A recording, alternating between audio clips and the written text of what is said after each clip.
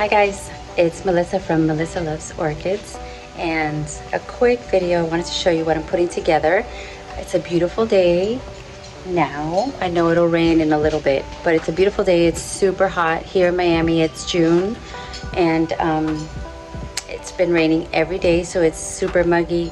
The humidity is up, which is great for the plants, but it's hot. It's really hot. So I found this. It's like a craft that I'm doing. I'm doing a mount. I found this random stick. I don't even know where it came from, probably like the old fence. And I took a drill and I did this hole on the top, then a couple more holes. I basically made space for 3 orchids, and I attached the first one with a zip tie, pretty easy.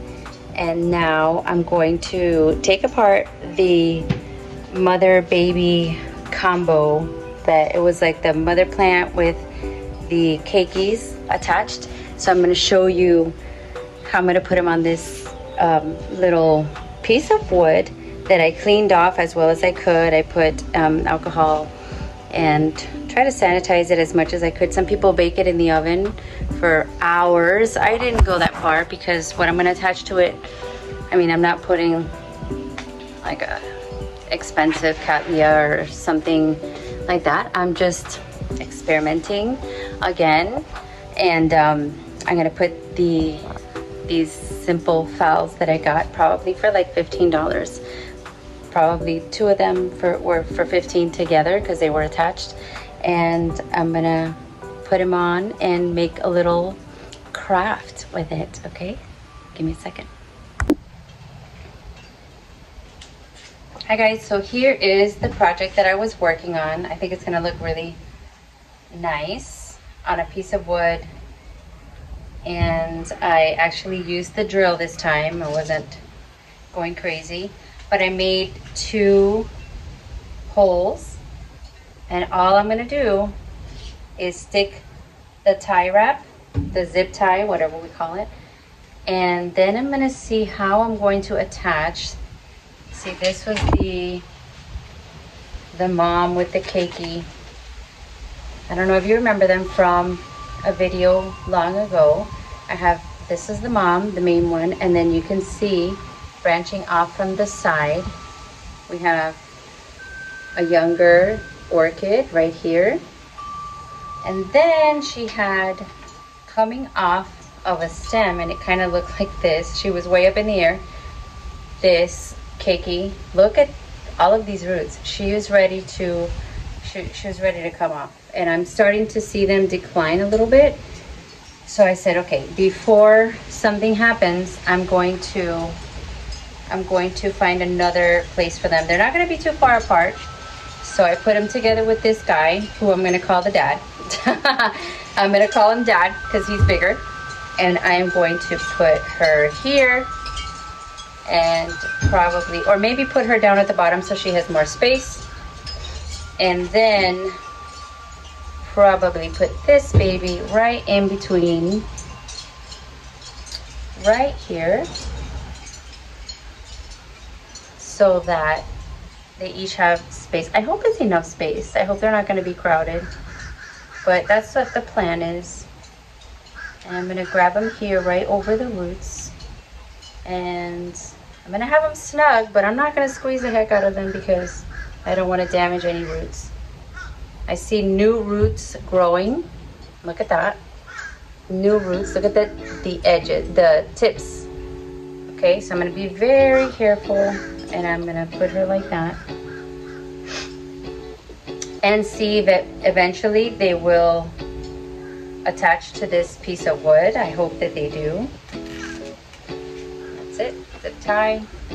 It's not too difficult. It's not too difficult, but I'm thinking that they are definitely gonna like this situation better than this. Okay, because my gut feeling is that when you have them in a more organic way, they'll thrive.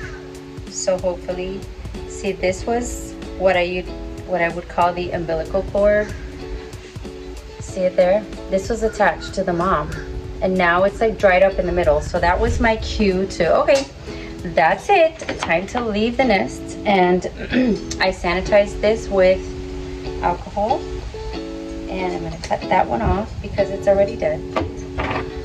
And that's it. My next step is attach mom and siblings. So we're gonna have a whole family on here. And dad is kind of, I don't know, stepdad. I don't know where he came from. But I'm gonna put them all together, and I can't wait to see how they grow.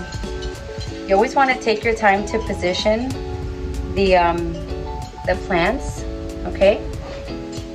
I know you can't see what I'm doing, so I try to point it down.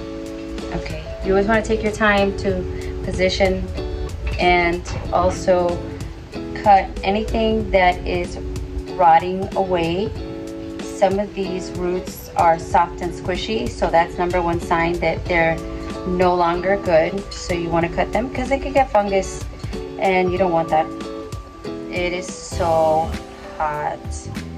I looked and it's 96. I think it's 96 degrees. Okay, so I think that's all I'm gonna cut. Even though some of these look like they're black on the ends. Yuck! And then I saw from another grower that if you think that there's some kind of, you know, mildewy, mold, whatever, do the smell test. So I'm gonna try it. Yeah, so I did the right thing. I did the right thing. These zip ties I got from Amazon, and I got them in several sizes, so it's pretty easy.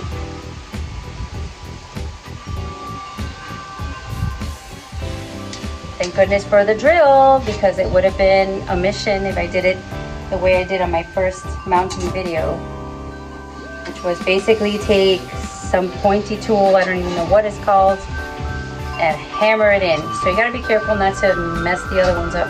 Now they're all on there. They're on this random piece of wood.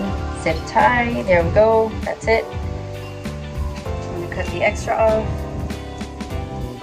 Tight enough? Yeah, that's tight enough.